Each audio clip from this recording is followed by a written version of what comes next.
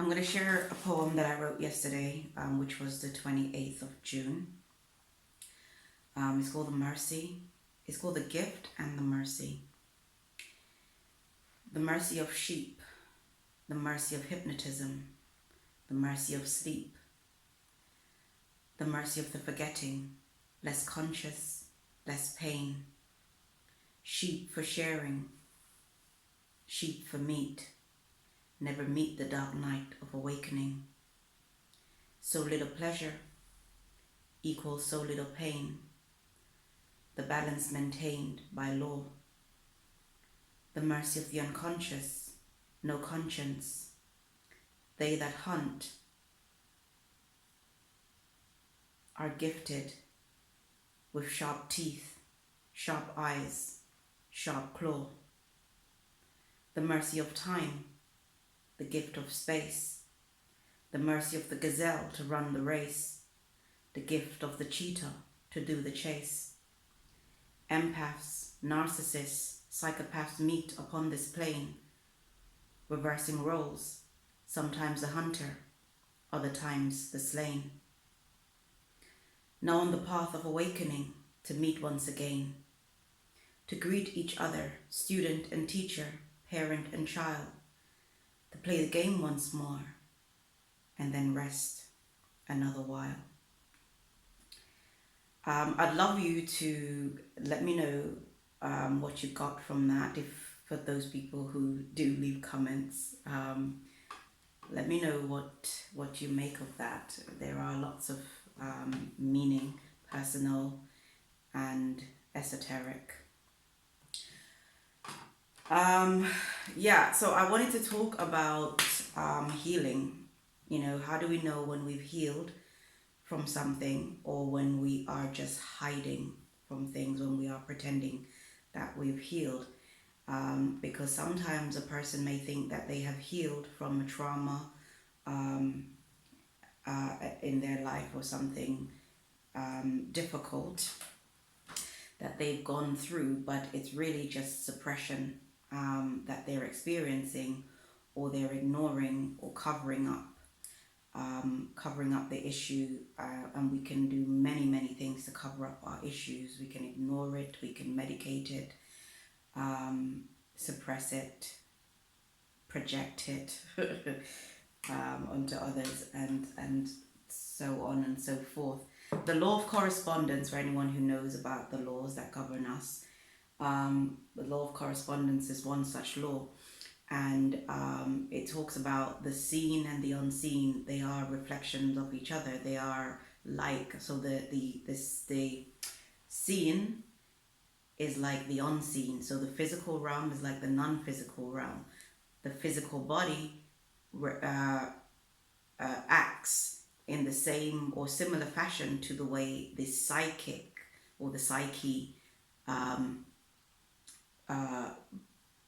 behaves. Okay, so whenever we're healing from a physical wound, there are certain things that we can see. We see inflammation, and we see that as well psychically. When we have an emotional, psychological wounding, we have inflation. Okay, exaggerated reaction, or what they call PTSD, or you have panic attacks, or neurosis, or depression, or there's certain things that shows that, or dissociative, or all kinds of things occur, right?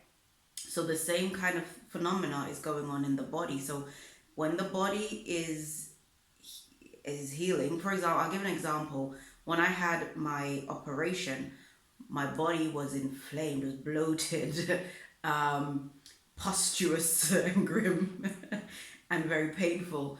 And I was very weak, because of course the energy has to be concentrated in the area of the wound so that it can heal, right?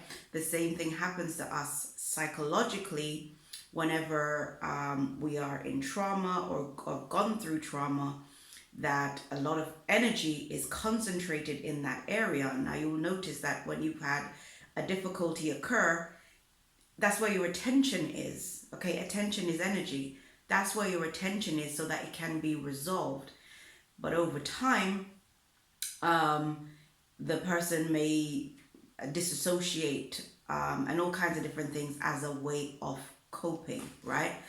I hope I'm making sense. It's hard to gauge because, of course, I'm chatting to myself, as my friend says. I'm here on YouTube talking to myself. So how do you know when the wound is healed? Well, the attention goes down. You start to be able to do other things in your life. For example, we're not talking about self-medicating and doing destructive coping behaviors.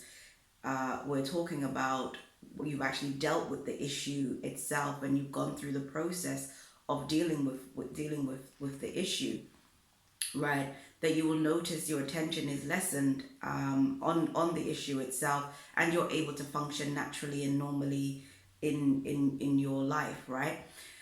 But if it hasn't healed properly and you haven't processed it properly, what will happen is whenever you focus again on that issue, it will hurt. Just like when a physical wound hasn't healed properly, yeah, you can get about your day doing various little things around the house, but if you press on it or something bashes into it, it's going to hurt.